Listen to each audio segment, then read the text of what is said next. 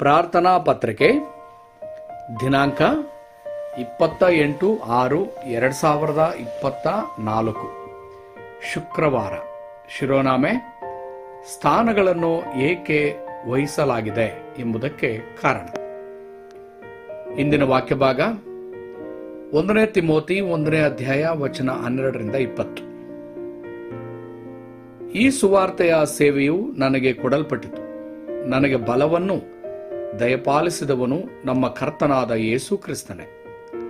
ಮೊದಲು ದೂಷಕನು, ಹಿಂಸಕನು, ಬಲಾತ್ಕಾರಿಯೂ ಆಗಿದ್ದ ನನ್ನನ್ನು ಆತನು ನಂಬಿಗಸ್ತನೆಂದು ಎಣಿಸಿ ತನ್ನ ಸೇವೆಗೆ ನೇಮಿಸಿಕೊಂಡಿದ್ದಕ್ಕಾಗಿ ನಾನು ಆತನಿಗೆ ಸ್ತೋತ್ರ ಸಲ್ಲಿಸುತ್ತೇನೆ. 12ನೇ ವಚನ. ಸಭೆಗಳು 1,000 ಕಾವಲು ಬುರುಜುಗಳ ಯುಗಕ್ಕೆ ಬರುತ್ತಿರುವಂತೆ ದೇವರು ನಿಮ್ಮ ಸ್ಥಾನವನ್ನು ನಿಮಗೆ ವಹಿಸಿಕೊಟ್ಟಿರುವುದಕ್ಕೆ ಕಾರಣವೇನು? ಪ್ರಪಂಚಕ್ಕೆ ಸುವಾರ್ತೆ ಸಾರಲು ದೇವರು ರೋಮನ್ನರು, ಫರಿಸಾಯರು ಅಥವಾ ರಾಜಕಾರಣಿಗಳನ್ನು ಬಳಸಲಿಲ್ಲ. ಬದಲಾಗಿ ಆತನು ಗಲಿಲಾಯದ ಜನರನ್ನು ಮತ್ತು ರೋಮಾಪುರದವರಿಗೆ 16ನೇ ಅಧ್ಯಾಯದ ವ್ಯಕ್ತಿಗಳನ್ನು ಕರೆದನು. ಇಂದು ಆತನು ನಿಮ್ಮನ್ನು ಸುವಾರ್ತೆಯನ್ನು ಪ್ರಸಾರ ಮಾಡಲು ಕರೆದಿದ್ದಾನೆ ಮತ್ತು ನಿಮ್ಮನ್ನು ನಂಬಿಗಸ್ತರು ಎಂದು ಪರಿಗಣಿಸಿದ್ದಾನೆ. ಯೇಸು ತನ್ನ ಶಿಷ್ಯರನ್ನು, ಜನರು ನನ್ನನ್ನು ಯಾರು ಎಂದು ಹೇಳುತ್ತಾರೆ ಎಂದು ಕೇಳಿದಾಗ, ಕೆಲವರು ಸ್ಥಾನಿಕನಾದ ಯೋಹಾನನು ಎಂದು ಹೇಳುತ್ತಾರೆ, ಇತರರು ಎಲಿಯನು ಎಂದು ಹೇಳುತ್ತಾರೆ ಮತ್ತು ಇನ್ನೂ ಕೆಲವರು ಯೆರೆಮೀಯ ಅಥವಾ ಪ್ರವಾದಿಗಳಲ್ಲಿ ಒಬ್ಬರು ಎಂದು ಆತನಿಗೆ ಉತ್ತರಿಸಿದರು. ಆ ಸಮಯದಲ್ಲಿ ಪೇತ್ರನು, ನೀನು ಬರಬೇಕಾಗಿರುವ ಕ್ರಿಸ್ತನು, ಜೀವ ಸ್ವರೂಪನಾದ ದೇವರ ಕುಮಾರನು ಎಂದು ಅರಿಕೆ ಮಾಡಿಕೊಂಡನು.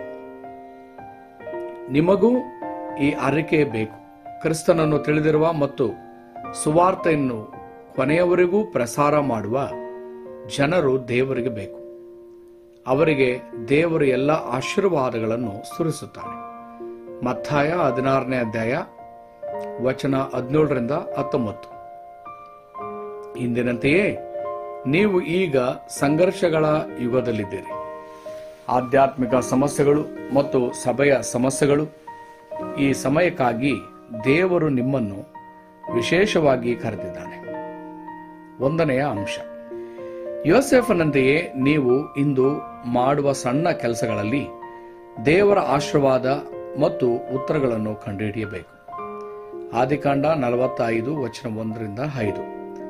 ರಕ್ತತ್ಯಾಗ, ಸೈತಾನ ಮತ್ತು ವಿಪತ್ತುಗಳು ಏನು ಎಂದು ತಿಳಿಯುವ ಮೂಲಕ ನೀವು ಚೆನ್ನಾಗಿರುತ್ತೀರಿ. ವಿಮೋಚನಕಾಂಡ 3:18. ಜೊತೆಗೆ ಕೆಲಸ ಮಾಡದ ಸನ್ನಿವೇಶಗಳ ಬಗ್ಗೆ ಉತ್ತರಗಳಿವೆ. 1ನೇ ಸಮುವೇಲ 1ನೇ ಅಧ್ಯಾಯ ವಚನ 9-11. ನಾಜೀರನ ಉತ್ತರ. ದಾವೀದನ ನಂಬಿಕೆ ಮತ್ತು ಸಂತೋಷವು ಯಾವಾಗಲೂ ಒಂದೇ ಆಗಿರುತ್ತದೆ. ಇದಲ್ಲದೆ ಒಡಂಬಡಿಕೆಯನ್ನು ಸಂವಹಿಸಿದ ಕೇವಲ 3 ಜನರು ವಿಪತ್ತುಗಳನ್ನು ತಡೆಗಟ್ಟಿದರು: ಒಬೇದ್ಯನು, ಎಲಿಯನು, ಎಲೀಷನು. ಇವರು ಬೆಬಿಲೋನಿನ ರೆಮ್ನೆಂಟ್ಸ್ ಮತ್ತು ರೋಮಾಪುರದವರೆಗೆ 16ನೇ ಅಧ್ಯಾಯದ ವ್ಯಕ್ತಿಗಳು ಒಡಂಬಡಿಕೆಯನ್ನು ಹೊಂದಿದರು. 2ನೇ ಅಂಶ, ಹಿಂಸೆಯ ಯುಗವನ್ನು ನಿರ್ಬಂಧಿಸಿದ ಒಂದು ತಂಡ. ಪೌಲನು ಇದಕ್ಕಾಗಿ ನಿರ್ದಿಷ್ಟವಾಗಿ ಆರಿಸಲ್ಪಟ್ಟ ಒಂದು ಪಾತ್ರೆಯಾಗಿರುವುದರಿಂದ ಅಪೊಸ್ತಲರ ಕೃತ್ಯಗಳು 9ನೇ ಅಧ್ಯಾಯ 15ನೇ ವಚನ. ಪೌಲನು ಹೋದಲ್ಲೆಲ್ಲ ಪ್ರಮುಖ ಜನರು ಕಾಣಿಸಿಕೊಳ್ಳಲು ಪ್ರಾರಂಭಿಸಿದರು. ಅವನು ಫಿಲಿಪ್ಪಿ, ಥೆಸಲೋನಿಕಾ, ಕೊರಂಥ, ಎಫೆಸ ಮತ್ತು ರೋಮ್ಗೆ ಹೋದನು ಮತ್ತು ಹಿಂಸೆಯ ಯುಗವನ್ನು ಜಯಿಸಿದನು. 3ನೇ ಅಂಶ, ಮುಂದಿನ ಪೀಳಿಗೆಯ ಯುಗಕ್ಕೆ ತಯಾರಾದ 0.1 ಜನರು. ಈ ಜನರು ಕಾಲ್ವಾರಿ, ಯೋಹಾನ 19ನೇ ಅಧ್ಯಾಯ 30ನೇ ವಚನ, ಎಣ್ಣೆ ಮರಗಳ ಪರ್ವತ, ಅಪೊಸ್ತಲರ ಕೃತ್ಯಗಳು 1ನೇ ಅಧ್ಯಾಯ 3ನೇ ವಚನ, ಮಾರ್ಕನ ಮೇಲಿನ ಕೋಣೆ, ಅಪೊಸ್ತಲರ ಕೃತ್ಯಗಳು 2ನೇ ಅಧ್ಯಾಯ ವಚನ 1-47, ಅಂತಿಯೋಕ್ಯ ಅಪೊಸ್ತಲರ ಕೃತ್ಯಗಳು 11ನೇ ಅಧ್ಯಾಯ 19ನೇ ವಚನ. ಒಡಂಬಡಿಕೆಯ ಪ್ರಮುಖ ಮಾರ್ಗಸೂಚಿಗಳನ್ನು ಅನುಸರಿಸಿದರು. ಏಷ್ಯಾ ಅಪೊಸ್ತಲರ ಕೃತ್ಯಗಳು 13ನೇ ಅಧ್ಯಾಯ ವಚನ 1-4. ಮೆಕದೋನ್ಯ ಅಪೊಸ್ತಲರ ಕೃತ್ಯಗಳು 16ನೇ ಅಧ್ಯಾಯ ವಚನ 6-10. ಮತ್ತು ರೋಮ್ ಅಪೊಸ್ತಲರ ಕೃತ್ಯಗಳು 19ನೇ ಅಧ್ಯಾಯ 21ನೇ ವಚನ. ಅಂತಿಮವಾಗಿ ಅವರು ವಿಶ್ವ ಸುವಾರ್ತೀಕರಣವನ್ನು ನಡೆಸಿದರು. ಹಿಂಸೆ ಅಥವಾ ತೊಂದರೆಗಳ ಹೊರತಾಗಿಯೂ ಸ್ಥಾನಗಳನ್ನು ಪಡೆದವರು ಸತ್ಯವೇದದಿಂದ ಉತ್ತರಗಳನ್ನು ಪಡೆದರೆ ಅವರು ಜಗತ್ತನ್ನು ಬದಲಾಯಿಸುತ್ತಾರೆ. ಸಭೆ ಹಿರಿಯರು 1,000 ಕಾವಲು ಬುರುಜುಗಳಿಗೆ ಮತ್ತು 3 ಅಂಗಳಗಳಿಗೆ 24 ಗಂಟೆಗಳ ಪ್ರಾರ್ಥನೆ ಮಾಡಬಹುದು. ಶುಕ್ರವಾರ,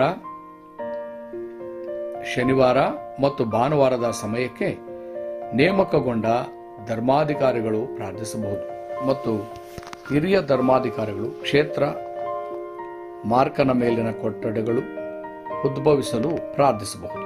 ಹಾಗೆ ಮಾಡುವುದರಿಂದ ಇವು ಅವರ ಮೆದುಳುಗಳಲ್ಲಿ ಮತ್ತು ಆತ್ಮದಲ್ಲಿ ಮತ್ತು ಸಿಂಹಾಸನದ ಆಶೀರ್ವಾದ ಮತ್ತು ಸಿಂಹಾಸನದ ಬಲ ಬರುವುದನ್ನು ಬಿಟ್ಟು ಬೇರೆ ದಾರಿ ಇಲ್ಲ. ಒಡಂಬಡಿಕೆ ಪ್ರಾರ್ಥನೆ. ಪ್ರೀತಿಯ ದೇವರೇ, 1,000 ಕಾವಲು ಬುರುಜುಗಳು ಮತ್ತು 3 ಅಂಗಳಗಳು ಹೆಚ್ಚು ಅಪೇಕ್ಷಿಸಲಿ. ನಿಜವಾಗಿ ಶುಕ್ರವಾರ, ಶನಿವಾರ ಮತ್ತು ಭಾನುವಾರದ ಸಮಯ ಮತ್ತು RUTC ಚಳುವಳಿ ನಡೆಯುತ್ತದೆ. ವಿಶ್ವಾಸಿಗಳ ಮೂಲಕ ಕಾಣದ ಕ್ಷೇತ್ರ ಸುವಾರ್ತೀಕರಣ ಚಳುವಳಿಯು ಉದ್ಭವಿಸಲಿ ಎಂದು ನಾನು ಪ್ರಾರ್ಥಿಸುತ್ತೇನೆ.